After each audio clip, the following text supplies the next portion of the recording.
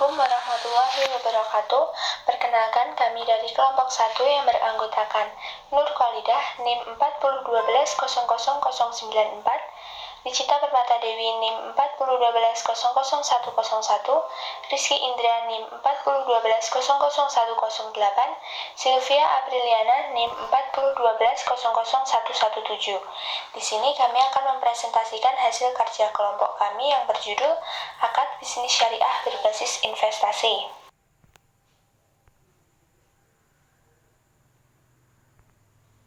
Yang pertama, pengertian investasi. Investasi merupakan kata yang sering dan banyak kita dengarkan dalam berbagai kesempatan.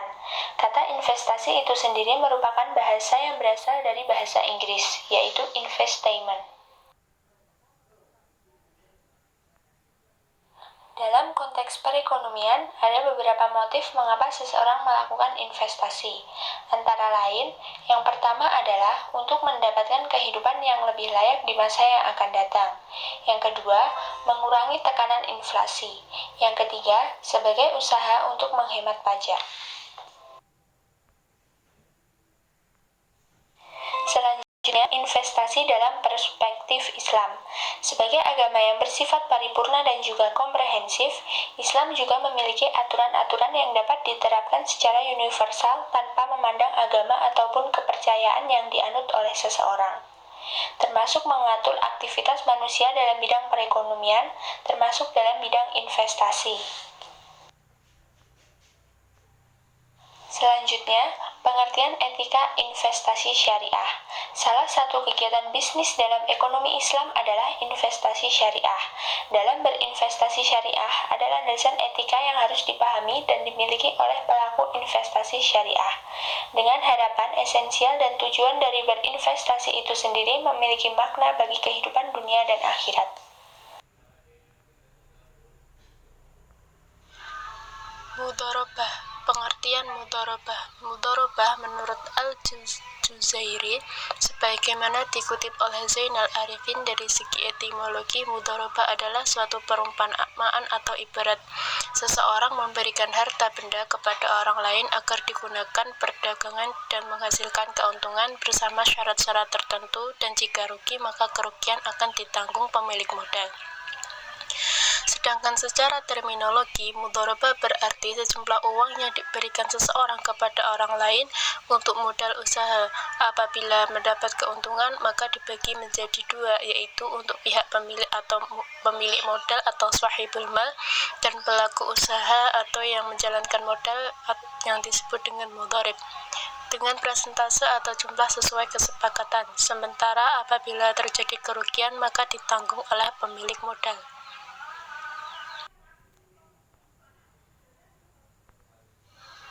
Selanjutnya yaitu dasar hukum akad mudharabah. Yang pertama yaitu Al-Quran, sebagaimana yang telah tertera dalam Quran Surat Al-Baqarah ayat 283. Jika sebagaimana kamu mempercayai yang lain, hendaklah yang dipercaya itu menunaikan amanatnya, dan hendaklah bertakwa kepada Allah Tuhannya. Yang kedua yaitu As-Sunnah dari Ar-Rumi radhiyallahu an, bahwa Rasulullah bersabda, 3 perkara yang di dalam terdapat keberkatan, yaitu jual beli secara tangguh atau mudharabah, dan mencampur gandum dengan tepung untuk keperluan rumah, bukan untuk jual beli. Hadis riwayat Ibnu Majah. Sedangkan rukun mudharabah yang pertama yaitu pemilik modal atau sahibul mal. Yang kedua pemilik usaha atau mudharib. Yang ketiga proyek atau usaha atau amal. Yang keempat modal atau ra'sul mal. Yang kelima ijab qabul atau syighot. Yang keenam nisbah atau bagi hasil. Sedangkan syarat dari mudharabah yang pertama yaitu pemodal dan pengelola. Yang kedua syighot, yang ketiga modal, dan yang keempat adalah nisbah keuntungan.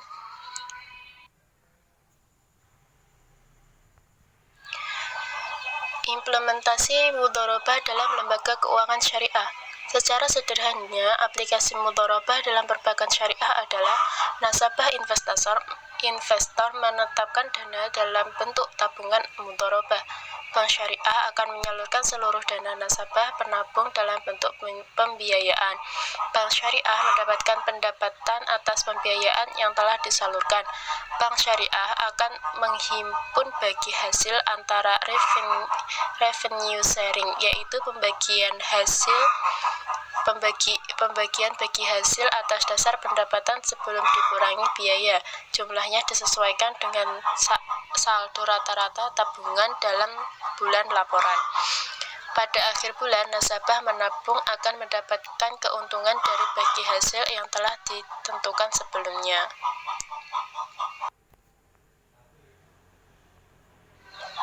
Berikutnya yaitu syirkah. Pengertian syirkah. Syirkah menurut bahasa berarti al-ikhtilah, yang artinya campur atau percampuran. Maksud percampuran di sini adalah seseorang mencampurkan harta dengan harta orang lain sehingga tidak mungkin untuk dibedakan. Sedangkan menurut definisi, syirkah adalah transaksi antara dua orang atau lebih yang bersepakat untuk melakukan suatu usaha finansial dengan tujuan mencari keuntungan. Menurut istilah yang dimaksud dengan syirkah, para fuqaha masih berbeda pendapat. Menurut Sayyid Sabiq Ayyirkah adalah akad antara dua orang berserikat pada pokok harta atau modal dan keuntungan. Sedangkan menurut Muhammad Al-Syarbini Al-Khatib, yang dimaksud dengan syirkah adalah ketetapan hak pada suatu untuk dua orang atau lebih dengan cara masyhur yang diketahui. Setelah diketahui definisi-definisi syirkah menurut para ulama, kiranya dapat dipahami bahwa yang dimaksud syirkah adalah kerjasama antara dua orang atau lebih dalam berusaha yang keuntungan dan kerugiannya ditanggung secara bersama.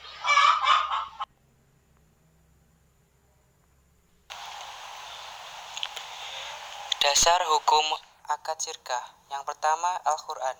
Sesungguhnya kebanyakan dari orang-orang bersyirkah itu sebagian mereka berbuat zalim terhadap sebagian yang lain, kecuali orang yang beriman dan mengerjakan amal saleh. Quran surat Sad ayat 38. Dasar hukum yang kedua yaitu hadis. Aku dan syirkahku pernah membeli secara tunai dan hutang, kemudian kami didatangi oleh Bara bin Azib. Kami lalu bertanya kepadanya. Ia menjawab, aku dan Zaid bin Akhram juga mempraktekkan hal yang demikian. Selanjutnya, kami bertanya kepada Sallallahu Alaihi Wasallam tentang tindakan kami tersebut. Beliau menjawab, barang yang diperoleh secara tunai, silahkan kalian ambil. Sedangkan yang diperoleh secara hutang, silahkan kalian kembalikan. Hadis riwayat Bukhari.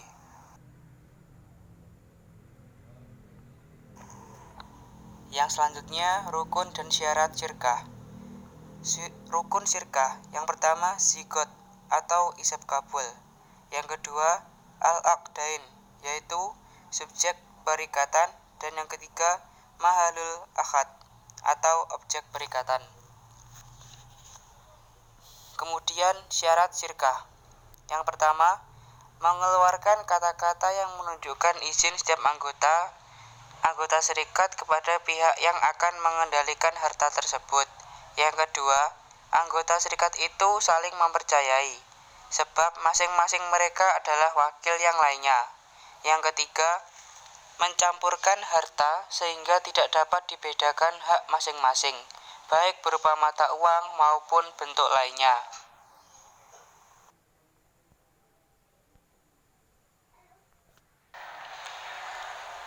Macam-macam syirkah. Yang pertama, syirkah amlak.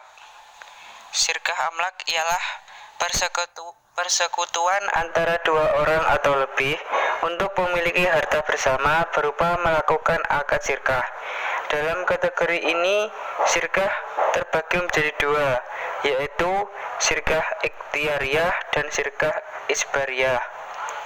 Yang kedua, syirkah ukut. Syirkah ukut adalah persekutuan antara dua orang atau lebih untuk mengikatkan diri dalam perserikatan modal dan keuntungan. Beberapa pengertian mengenai macam-macam syirkah ukhuwah adalah sebagai berikut.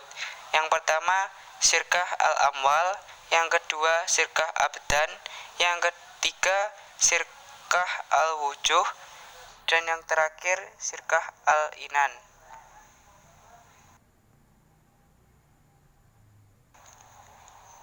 Implementasi syirkah. Implementasi musyarakah adalah lembaga keuangan syariah, dapat dijumpai pada berbagai macam pembiayaan sebagai berikut. Yang pertama, pembiayaan proyek.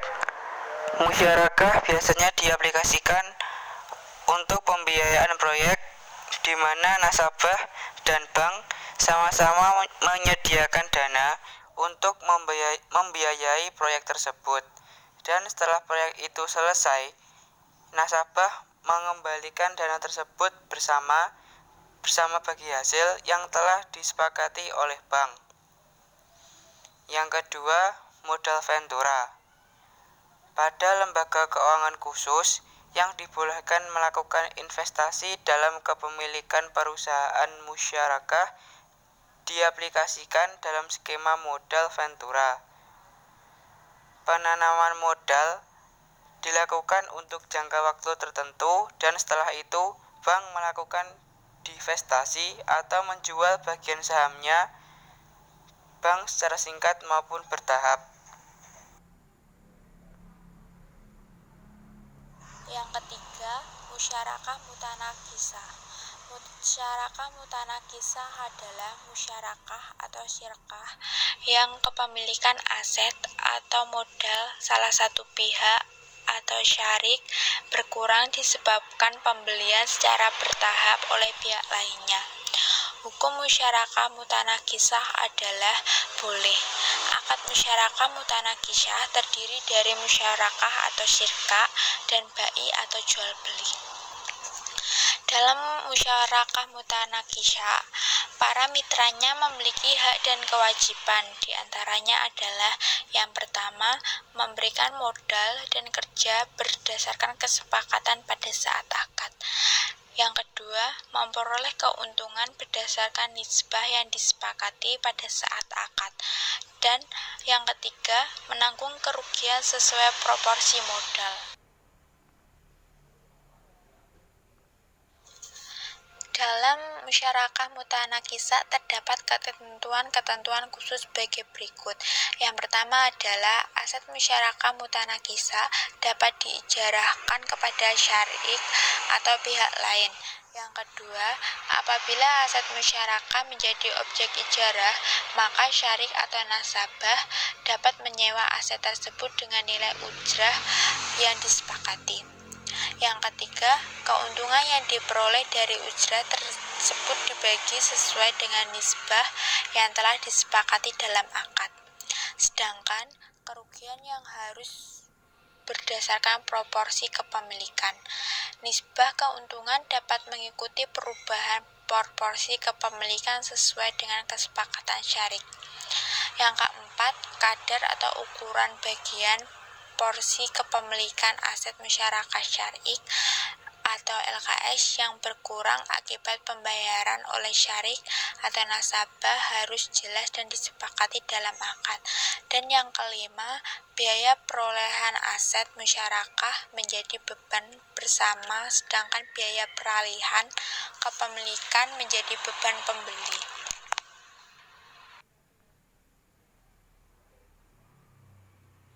Suku musyarakah, salah satu produk syariah di pasar modal Indonesia yang masih terbatas namun berpotensi untuk dikembangkan baik dari sisi jumlah maupun jenis akad adalah suku.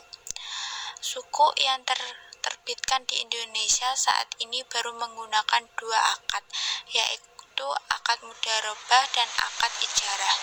Sedangkan beberapa negara di kawasan Timur Tengah, Asia, dan Eropa, struktur penerbitan suku telah menggunakan akad yang lebih beragam, antara lain akad ijarah, mudharabah, musyarakah, istisna, murabahah, salam, dan hibir suku. Hal ini dapat dikatakan bahwa sukuk musyarakah merupakan bentuk pembiayaan yang paling ideal karena dalam struktur ini terkandung dengan jelas konsep syariah, yaitu untung muncul bersama resiko atau al-gunumu bil gurmi, dan hasil usaha muncul bersama biaya atau al-karat bidaman. Sekian dari kelompok kami, kurang lebihnya mohon maaf. Wassalamualaikum warahmatullahi wabarakatuh.